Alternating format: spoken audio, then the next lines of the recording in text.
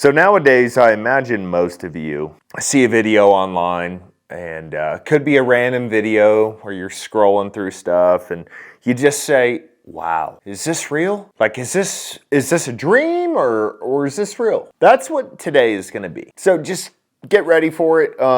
There's not really a way to prepare you for this, but I guess I'll try my best. Let's start with a question. What has been a major focus for our government in, well, absolutely 2024, but 23, 22, and pretty much however long we can remember? It has been disarming America. It hasn't been gun control. It hasn't been addressing crime because, in fact, they've defunded the police. And they don't care about gun violence in Chicago or St. Louis or wherever else. They want to make sure that you are not armed. That's what they want. Now, obviously, most Americans have a problem with this because at the end of the day, the Second Amendment is in stone, or it damn well should be. Our founding fathers were not stupid when they wrote it. So we have seen time and time again Biden sit there and say, well, we need to ban assault weapons. We need to have common sense gun control. We need to make sure that people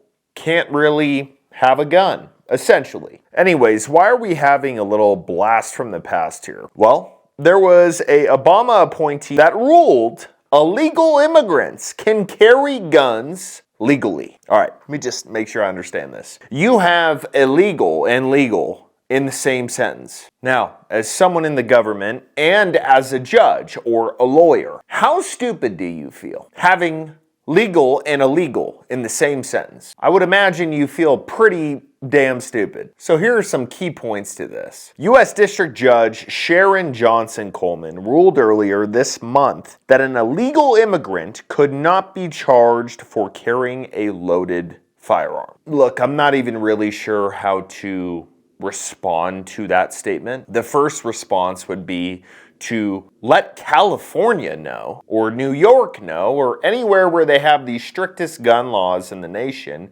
that if you were a citizen, you can do whatever the fuck you want. If they're letting illegal immigrants carry a gun that's loaded and they're not going to be charged, if you're a citizen, what does that mean for you? Oh shit. Well, you live in America. So that means that you are not as important as an illegal immigrant. Why? Oh, maybe it's because if they let a bunch of people in, they'll vote for the dude who let him in. Could that be a reason? I don't know. Now, while we're talking about our government trying to regulate things that we can use, a big thank you to Black Forest Supplements for sponsoring today's video. Big fan of these guys, and they truly care about the American people. And it's in a different way than most people understand. They care about your health. Our government has been trying to get rid of the supplement NMN. And let me tell you, this supplement is a game changer. A recent Harvard study showed that NMN helps to reduce weight, cholesterol, and even blood pressure in overweight adults. This has been dubbed the limitless pill. The FDA is currently trying to classify NMN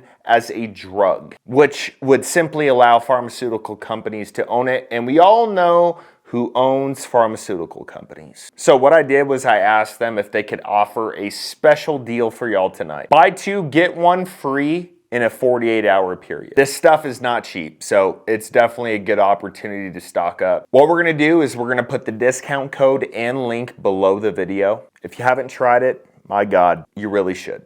So let me get into the details as far as what this woman said. And it is the most outrageous thing that I have ever heard a liberal say. In her ruling, the judge, with a liberal track record, wrote, the non-citizen possession statute, 18 code, violates the Second Amendment as applied to Carbajal Flores. You know what I said in the beginning of the video where it's like there's some things where you're just like, what? What? This is one of them for me. And I research this stuff most of the day. How is a liberal person saying, well, this person's Second Amendment rights were violated, even though we hate the Second Amendment and we want to take everybody's guns? But now, let's get into a particular story that is going to completely shaft your theory, Judge. Ever heard of Laken Riley? Oh, you haven't? Okay. I didn't think you would have. She's a young lady who got beaten to death by an illegal immigrant. In fact, Joe Biden couldn't even say her name right. Lincoln Riley.